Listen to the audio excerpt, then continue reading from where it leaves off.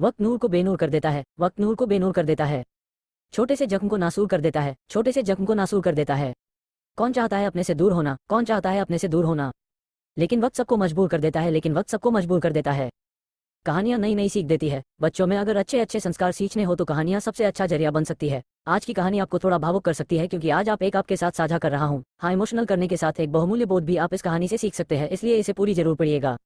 एक बूढ़े भिखारी। अनोखी कहानी। हर दिन एक भिखारी दरवाजे के पास आकर भीख मांगता था, और घर का मालिक हमेशा घर के बाहर आते ही उसे देखकर फिर जाया करता। कई बार उसके लिए गालियां भी बकता। वो कहता, तू जिंदा ही क्यों है, पूरी जिंदगी ऐसे ही भीख मांगेगा क्या, धरती का बोझ क्यों बना बैठा है। और कभी कभी उस भिखारी को गुस्से में वो धक्का भी मार दिया करता। इतना कुछ हो जाने के बावजूद अधिकारी के मुंह से सिर्फ यही निकलता कि भगवान भगवान तुम्हारे पापों को माफ करे। एक बार सेठ को धंधे में बड़ा नुकसान होने की खबर मिली। सेठ बहुत परेशान था कि तभी उसके दरवाजे पर वही भिखारी आया। गुस्से में अपना आपा खोते हुए सेठ ने उस भिखारी को पत्थर दे मारा। पत्थर लगने के कारण भिखारी का सर फूट गया और उसके सर से खून बहने लगा। फिर भी दर्द से कराहते हुए भिखारी ने इतना ही कहा, भगवान तुम्हारे पापा को माफ करे। भिखारी वहां से चला गया। सेठ सोच में पड़ गए, भिखारी को पत्थर मारा, फिर भी उसने सिर्फ प्रार्थना की। सेठ का गुस्सा शांत हुआ, शेर का मन शांत हुआ। भिखारी का रहस्य जानने के लिए सेठ ने भिखारी का पीछा करना शुरू कर दिया।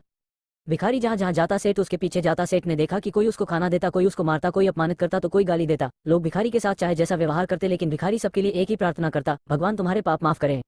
अब रात होने को आई थी। भिखारी अपने घर जाने के लिए लौटा। वो अपने घर पहुंच गया, लेकिन सेठ अब भी उसका पीछा कर ही रहा था। एक पुरानी टूटी हुई खटिया पर एक बूढ़ी औरत लेटी हुई थी, काफी कमजोर और बीमार लग रही थी। वो भिखारी की पत्नी थी। अपने पति को वापस आता देख वो खाट से उठ खड़ी हुई। पत्नी ने अपने पति के भीख वाले कटोरे में देखा, उसमें सिर्फ आधी बासी रोटी थी। उसे देखकर वो बोली, आज बस इतना ही मिला। और हाँ, आपके सिर से खून निकल रहा है, ये चोट कैसे लगी। बूढ़ा भिखारी बोला, आज बस इतना ही मिला, किसी ने कुछ दिया ही नहीं, सबने गालियां दी और एक नए पत्थर भी फेंकना, इसीलिए मेरा सर फट गया। एक गहरी ठंडी सांस लेकर बूढ़ा भिखारी फिर से बोला, यह मेरे ही पापों का फल है। तुम्हें याद है कुछ सालों पहले हम कितने अमीर थे, क्या कुछ नहीं था हमारे पास हर चीज जरूरत से ज्यादा थी, लेकिन हमने कभी दान नहीं किया।